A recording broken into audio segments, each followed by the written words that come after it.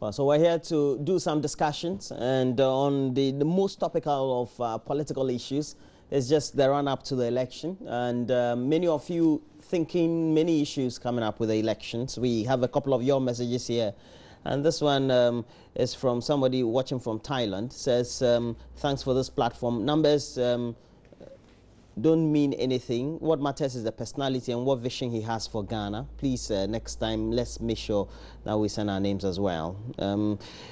This one from Otafo, or Tafo Adopum, and it's from a teacher, the evangelist Eugene, the preacher, says it's all about 5. Moses 5, which is to promise to go to the promised land. David 5, and Stone 5 as the greatest triumphant person, and the Savior Jesus Christ is also 5, and the cross is 5. On and on we go about predictions and what numbers mean, etc. We have 3rd John in the Bible is only one chapter, and 3rd John Mahama has finished reading his chapter, and he has to hand over the book to another person. My candidate is 5, Nanado Dankwe Kufado, and that's from TB Joseph from Nalarugu. We have in the studio guest for the morning, Member of Parliament for Ayawaso West Wagon is Emmanuel Chamanting Agyarko. Thanks for joining me. Thanks for having me. Finally, we have the ballot, but before then, the candidates who perhaps were aggrieved because they had been disqualified by the Electoral Commission were now admitted, with the exception of 2 of them, to the polls. Yeah, that's okay. I mean, I think it's a big win for democracy. It's a big win for a rule of law. This matter created unnecessary turbulence, and I am happy that I am personally happy that Dr. Mahama, Dr. Papa Kwesi Indom, and Nana Kunedu Agyemang Rawlings are on the ballot. I am happy. So we can say, let us begin to roll.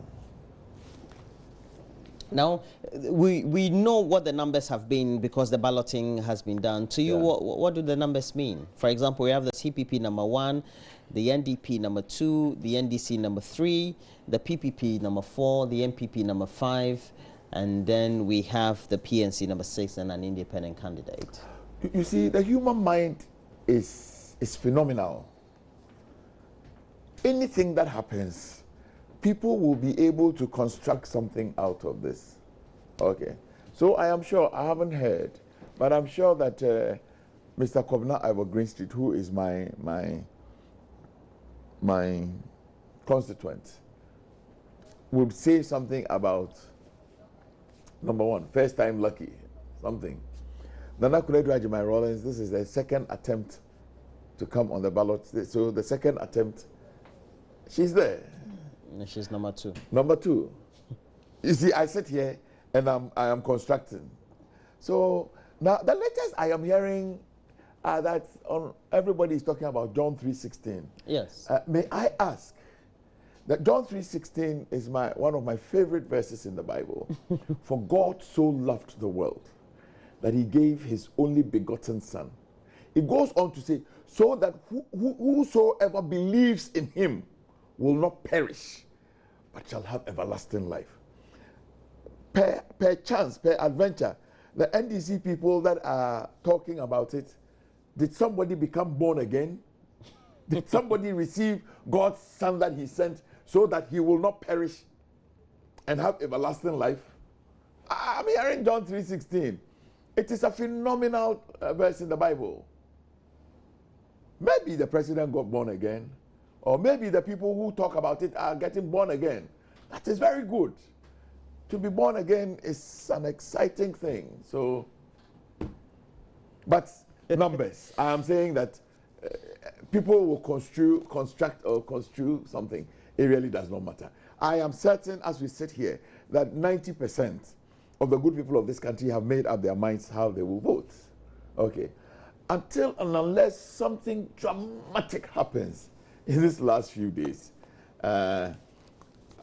people have made up their minds how to vote, and I am certain in my mind that it is coming my way. The communication for you, the individuals contesting the election, if you want to perhaps go to the nooks and cranny of the countryside or your constituencies, and you would want to communicate that as to how they get to identify on the ballot sheet, how do you do it? You see, now that this matter has settled, indeed, it is one of the things I'm going to do today.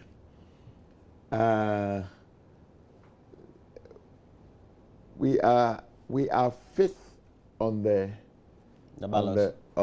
parliamentary ballot, and we are also fifth on the presidential.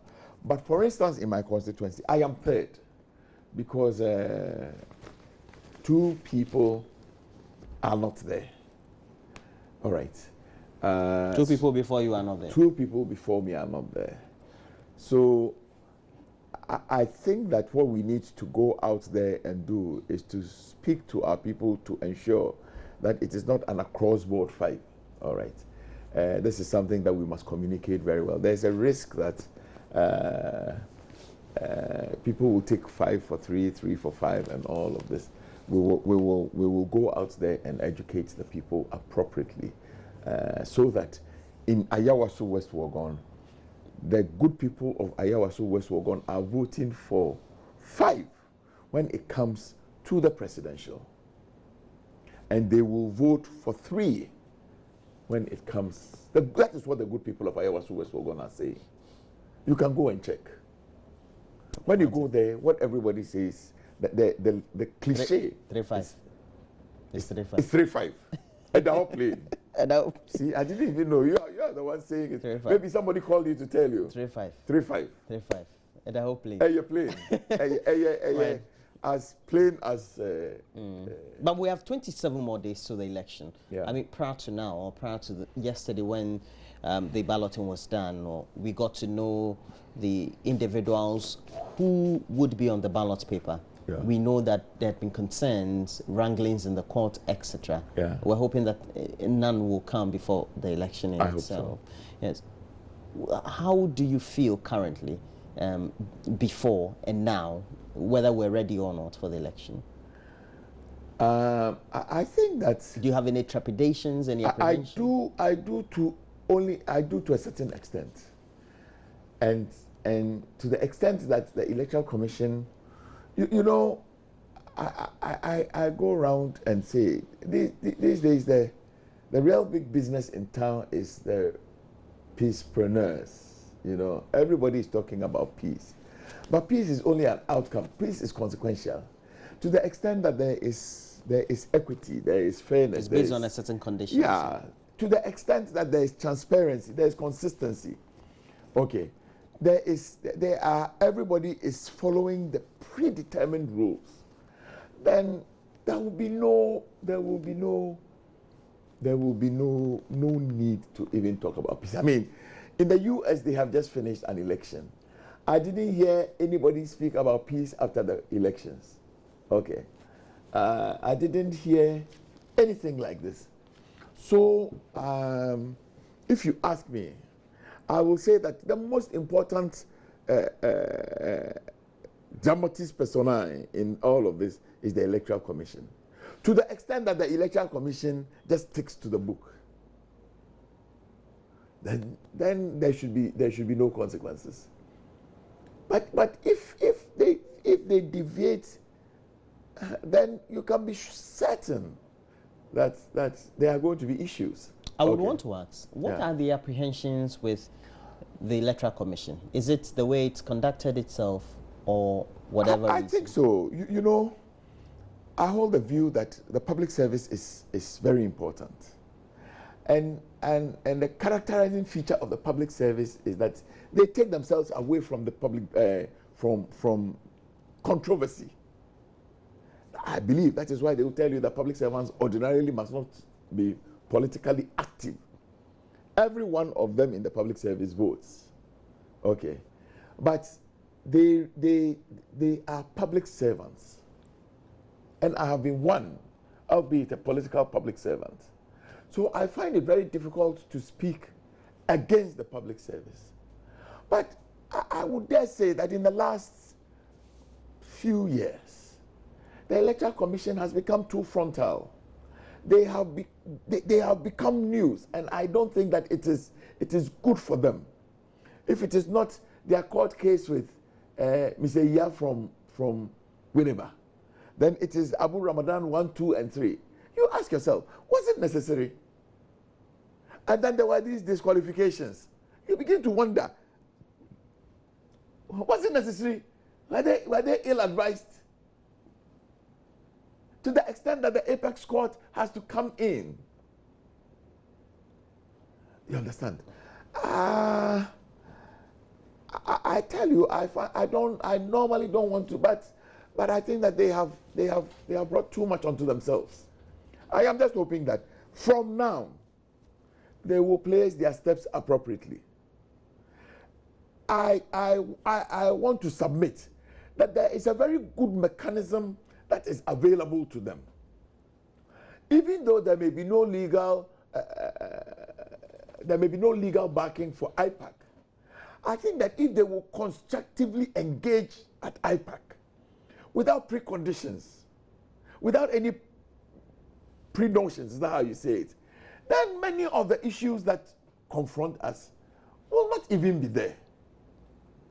For instance, and I stand for correction, I heard a few days ago that they were talking about new figures for proxy voting. Okay. When I heard it, I hope it is not true. I hope what I heard were rumors and innuendos and half-truths. Okay. I really and truly hope it is not true.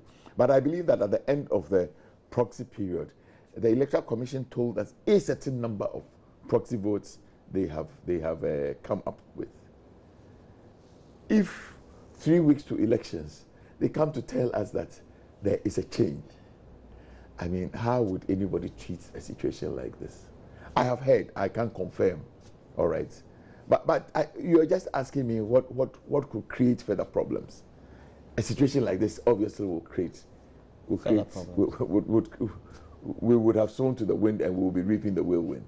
The other question is, you, the political forces, or the stakeholders, so to speak, aren't you putting, or haven't you been putting enormous or excessive pressure on the Electoral Commission and even its chairperson over the period? I don't think so. Calling her names, for example, and saying all sorts of things on radio and TV and other media platforms. Oh, I don't think so. I mean, so perhaps not giving it the freedom and the independence. I don't think so. What has anybody done? I mean, if your carefully considered opinion is that you need a new register, if your carefully considered opinion is that you need a new register, and you argue your case, okay, and she is unrelenting in listening to you, number one.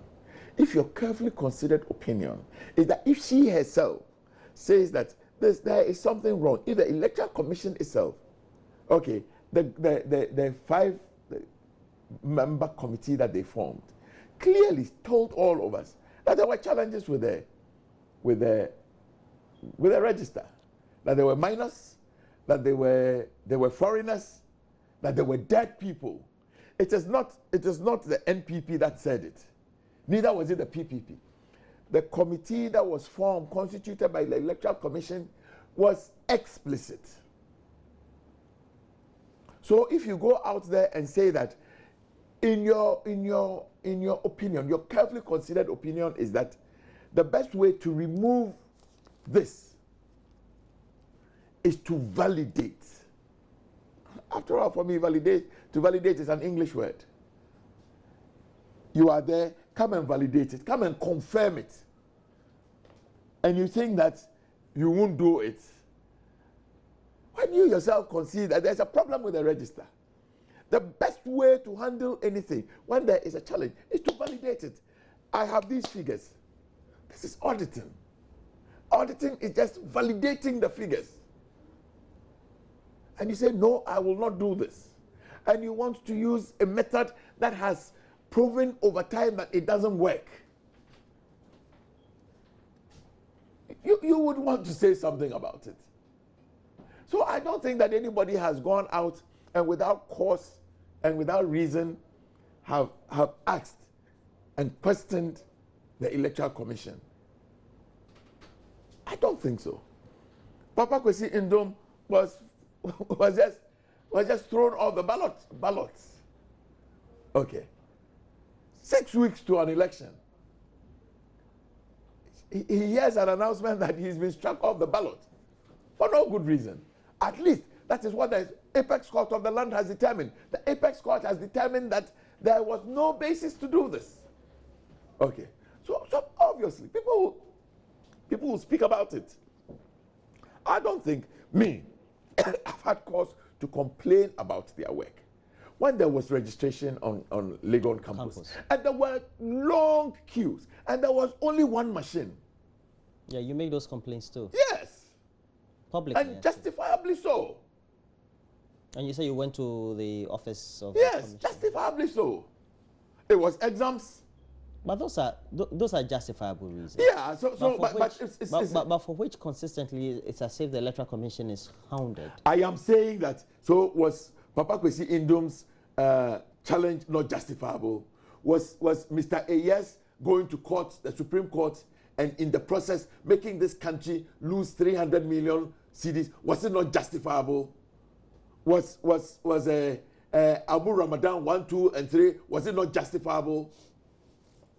Come on, Roland. I get your point. I mean, really. Now nothing can be personal. I have met the Electoral Commission once in Parliament. I didn't know her before. I probably might never meet her again. But it is not personal. But if the way they are working needs to be commented on, okay, I think that everybody has a right to comment. Well, let's look at this shortly before we wrap up. We have Trump winning the U.S. presidential election, something that, for example, the graphic headline says stunned the world. I mean, just like the top newspapers around the world seem to have justified what the normal status quo would be about polls and the predictions and things like that. Yeah, let me place on record that I personally, on a very personal... You thought he would? I thought that I personally liked Hillary. You personally liked Hillary? Okay. Even though if I lived in America, my own political orientation would have placed me as a Republican. I was very uncomfortable about his posturing. Because you thought he was a maverick? Yes, I still remain very uncomfortable.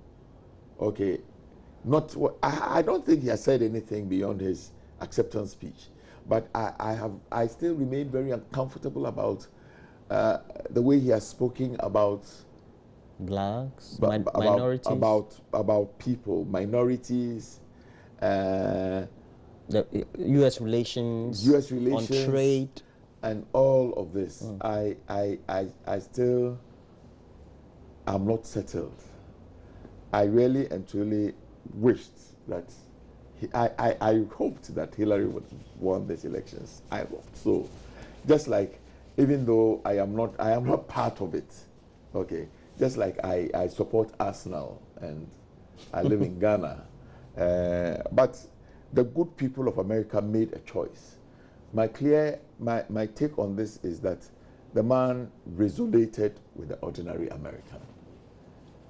If you ask me, I think that the American people are a little tired.